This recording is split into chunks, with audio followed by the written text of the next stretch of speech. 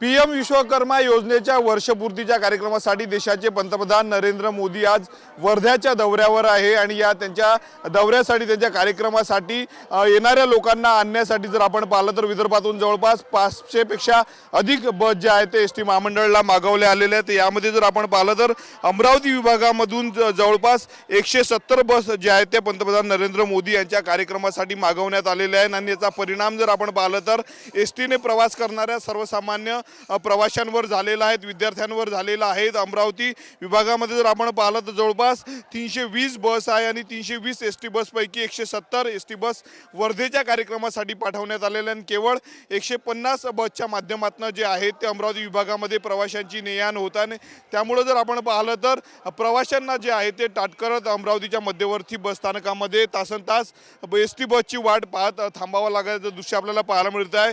नेहमी जर पाहिलं तर मोठ्या प्रमाणावर एसटी बसची वर्दळ या संपूर्ण आगारामध्ये असते, बस स्थानकामध्ये असते, परंतु आज जर आपण पाहिलं तर बसचा देखील शुकशुकाट दिसतो। मात्र दुसरीकडे प्रवाशांची मोठी गर्दी आहे। आता या ठिकाणी एक बस आली आहे आणि बसमध्ये चढण्यासाठी जर आपण पाहिलं तर मोठ्या प्रमाणावर जे आहे ते प्रवाशांची गर्दी या ठिकाणी झालेली आहे। गेल्या अनेक वेळांपासून तासनतास थांबावं या संपूर्ण नागरिकांना थांबावं लागतं, प्रवाशांना थांबावं लागतं। त्यानंतर कुठेतरी बस येत आहे। आपण जर बघू शकतो तर अमरावतीवरनं वरुडला जाणारी ही बस आहे आणि मोठ्या संख्येनं जे आहे ते गर्दी या ठिकाणी आपल्याला पाहायला मिळते। अनेक आगारामधनं जे आहे ते विदर्भाच्या बस जे आहेत त्या मोदींच्या कार्यक्रमासाठी मागावं लागलं, त्यामुळं विद्यार्थी असेल आणि प्रवाशांना जे आहे ते ताटकळत थांबावं लागत आहेत। आपल्यासोबत काही प्रवासी आहेत, त्यांच्याशी आपण बोलणार आहोत। काका काय सांगणार, किती वेळापासून थांबलेले आहेत? मला 1 तास झाला। ते मोर्शी वरुड बस बंद पडलेली आहे तिथं रस्त्यावर, तिचा फोटो घेऊन घ्या, पाठवून द्या। कुठं जायचं आहे काका तुम्हाला? गर्दी आहे तर बस मोदींच्या कार्यक्रमासाठी पाठवण्यात आलेली आहे। हा, ह्या कार्यक्रमासाठी पाठवलेले आहे बस, परंतु प्रवाशांचे भरपूर हाल होत आहे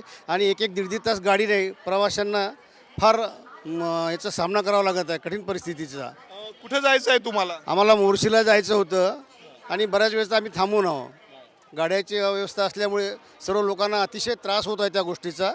तरी याची दक्षता घेतली पाहिजे की गाड्या देताना किती द्यायच्या, कोणत्या रेग्युलरचे टायमिंग तरी कमीत कमी दूरचे चालू केले पाहिजे। प्रवाशांना माहीत नसतं की आपल्याला कुठं जायचं, कोणती गाडी मिळेल। घरून केव्हाची तर लहान लहान मुलं आपापल्या सोयीने निघतात, परंतु इथं आल्यानंतर बेहाल होत आहे यांच्या कार्यक्रमामुळे सर्वांना।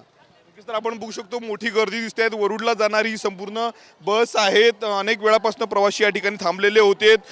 विद्यार्थ्यांना देखील बस नसल्यामुळे जे आहे ते नाहक त्रास सहन करावा लागतो। वेळेवर देखील विद्यार्थी जे आहेत ते आज महाविद्यालयामध्ये असेल किंवा शाळेमध्ये पोहोचले। आपल्यासोबत आणखी आजोबा आहेत, त्यांना विचारूयात कुठे चालले आप्पा? मोर्शी।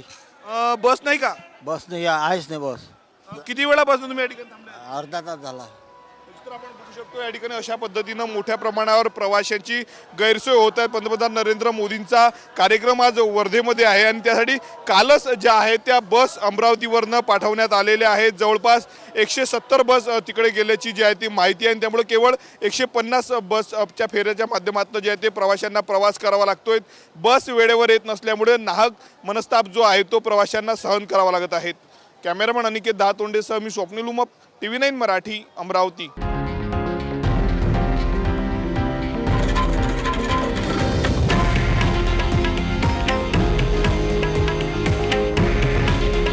हे आहे देशातील नंबर 1 न्यूज नेटवर्क आणि आपण पाहत आहात TV9 मराठी।